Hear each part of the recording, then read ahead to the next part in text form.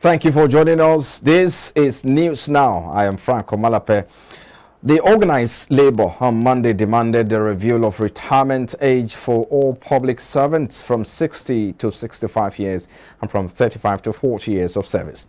The Organised Labour made the demand during this year's Workers' Day celebration with the theme Workers' Rights and Socioeconomic Justice.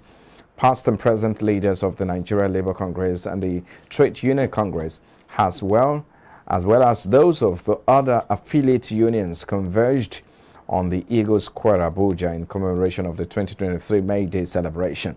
The president of the NLC, Comrade Joe Ajero, said equity, fairness and justice underpins the survival of the societies and creates resilience for nations in the midst of upheavals and turbulence, noting poor wages, abuse of workplace rights and privileges, as well as unpaid salaries, strip workers of their rights.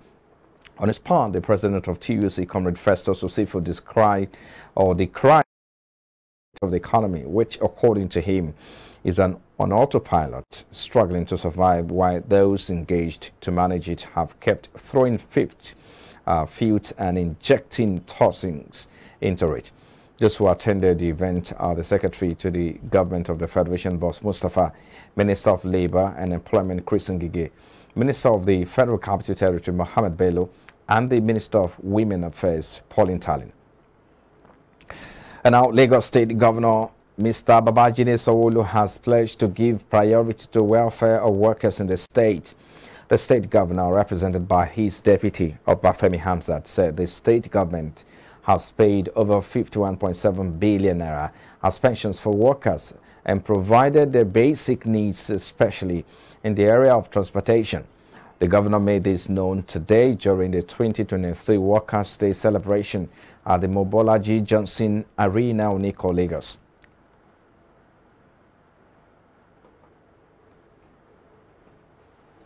Payment of workers' salaries and emoluments, in addition to improving the welfare of workers generally. In the last 4 years, we ensure that workers in Lagos State are provided with the right tools and environment with robust welfare packages. In January 2023, we took the decision without any prompting to raise workers' salary by 20% to cushion the effect of rising inflation and cost of living generally. And enumerating the problems faced by the Nigerian worker, Lagos State NLC Chairman Comrade Agnes Session said the level of unemployment and maltreatment of workers in the state cannot be tolerated anymore by the working union. Comrade Sessi said the proposed removal of subsidies and 40% increment of salaries by the federal government is not accepted until the federal government puts in place refineries to reduce the cost of petroleum products before the removal. She asked that the Lagos State government take steps to increase the salaries of workers above the federal government 40% mark following the peculiarities in the state. The Labour chairperson called on the state government to prevail on the federal government to, as a matter of urgency, complete the ongoing Lagos-Ibadan Expressway to reduce the stress of workers. On his part, Chairman, Lagos State Trade Union Congress, Comrade Benga Ekundayo, said Lagos contributes over 30% of the nation's GDP with the effort of the Lagos workers. He condemned the recent cashless policy and redesign of Naira that pushed many trade workers out of business. And last year, we engaged the state government on the need for another review because we thought about the devaluation that has happened to Naira. You know, we import a lot of things. And also the level of inflation in the economy.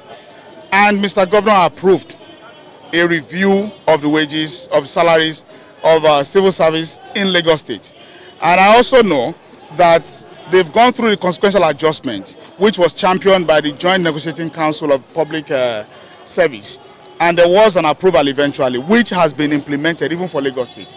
So we can say that Lagos State actually did a review ahead of federal government this year. In the city like Lagos, and he on his own magnanimity, he increased the workers' salary of 20%, even though we are still in contention because it is only the workers in the mainstream in Lagos State that are enjoying that benefit right now. So it's part of our, demand for Workers' Day this year, that even Lagos State government, since federal government has come out to do 40%, we are very sure and we are demanding, and we are going to ask Mr. Governor to do the needful, to do better than the federal government, because this is city life and there are some factors that will affect Lagos workers. Immediately, all these people hear that 40% as well, the prices of everything have started going up. You understand? And it's the same market we all go to.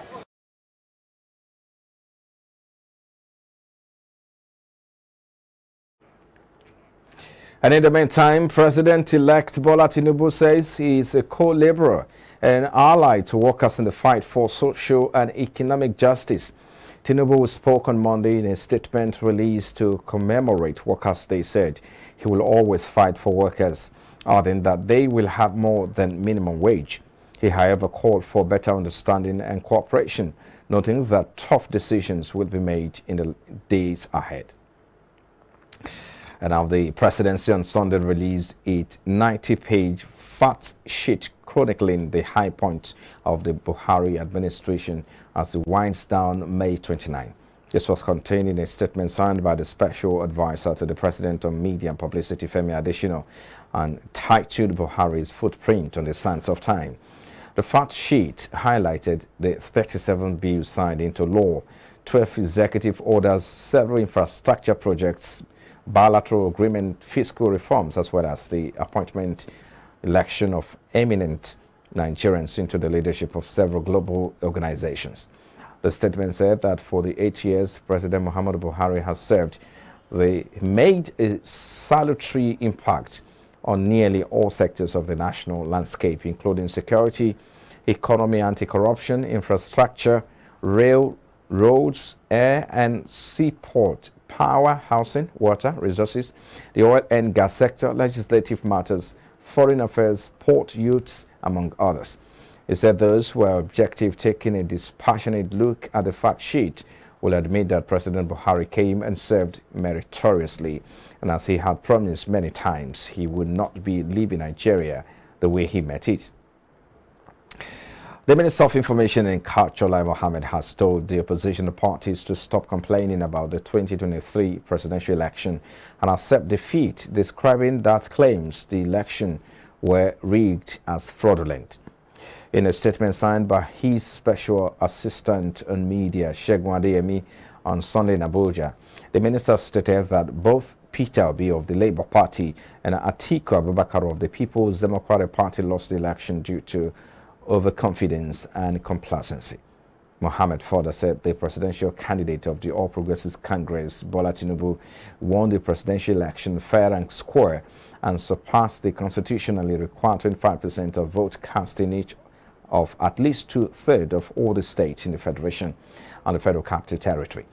The minister also defended Buhari's verdict that the opposition parties lost the presidential poll due to overconfidence, adding that President Buhari deserves nothing more but accolades for delivering undoubtedly the best election in Nigeria's history.